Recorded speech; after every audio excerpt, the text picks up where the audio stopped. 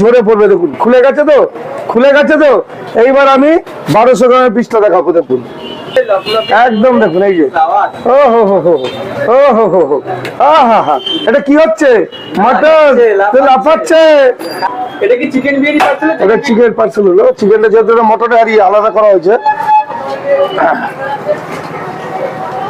এর সঙ্গে মটনের সঙ্গে আমাদের চিকেন যায় না, কারণ হচ্ছে অনেকে চিকেন খায় না, মটন খায় না, তার জন্য ওটা আলাদাই তৈরি হয়।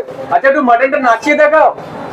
একটা পিস বের করছি, দেখুন এই হলো 120 গ্রামের পিস, যেটা আমাদের নতুন বছর উপলক্ষে নিয়ে আসা হলো।